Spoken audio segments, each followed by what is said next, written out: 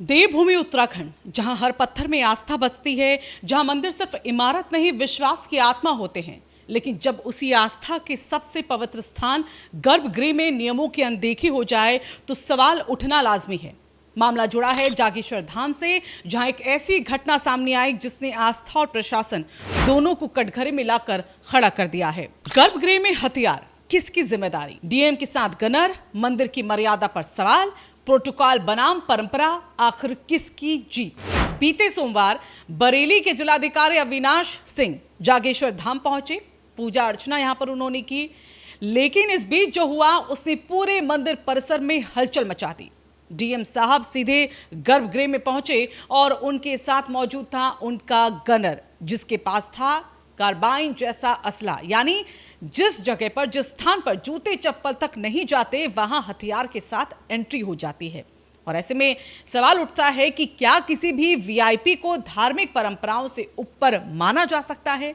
क्या सुरक्षा प्रोटोकॉल इतना बड़ा है कि आस्था पीछे छूट जाए, या फिर कहीं ना कहीं सिस्टम ने ही आंखें मूंद ली है?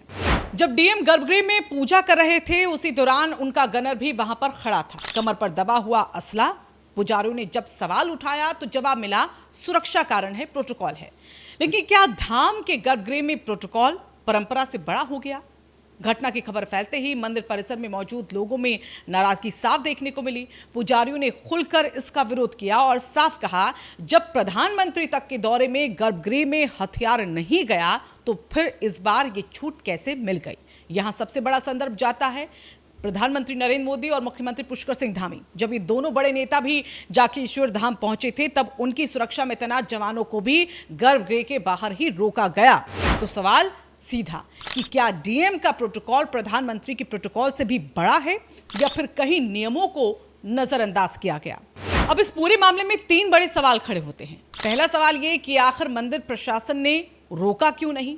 क्या वहां मौजूद सुरक्षा गार्ड, स्थानीय प्रबंधन दबाव में आ गया था? दूसरा सवाल ये भी कि क्या डीएम और उनकी टीम को पहले से मंदिर की परंपराओं की जानकारी नहीं थी, या फिर जानबूझकर उसको नजरअंदाज कर दिया गया? और तीसरा सवाल, अगर हर वीआईपी अपने सिक्योरिटी प्रोटोकॉल के नाम पर नियम को तोड़ने लगे तो क्या मंदिरों की पवित्रता बच पाएगी?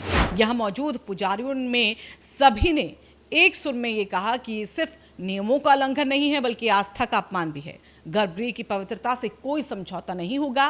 ध्यान देने वाली बात यहां पर यह भी है कि जागेश्वर धाम को देश के संवेदनशील धार्मिक स्थलों में गिना जाता है। यहां सुरक्षा पहले से ही काफी कड़ी रहती है, खुफिया एजेंसियों की निगरानी भी रहती है, लेकिन इतनी सख्ती के बावजूद गर्भगृह में हथियार पहुंच जाना, क्या ये सुरक्षा में चूक है या फिर प्रोटोकॉल का गलत इस्तेमाल है? मंदिर में मौजूद श्रद्धालुओं के बीच एक ही चर्चा, अगर आम आदमी ऐसा करता तो क्या उसे अंदर जाने दिया जाता? क्या कानून सबके लिए बराबर नहीं है? अब मामला सिर्फ एक घटना नहीं रहा है, ये बन गया है आस्था बनाम प्रशासन, परंपरा बनाम प्रोटोकॉल, और सबसे बड़ा सवाल, आखिर चूक कहां हुई? और क्या अब इस मामले में जांच होगी? क्या जिम्मेदार लोगों पर कार्रवाई होगी, या फिर ये मामला भी जो है फाइलों में दबकर ही रह जाएगा?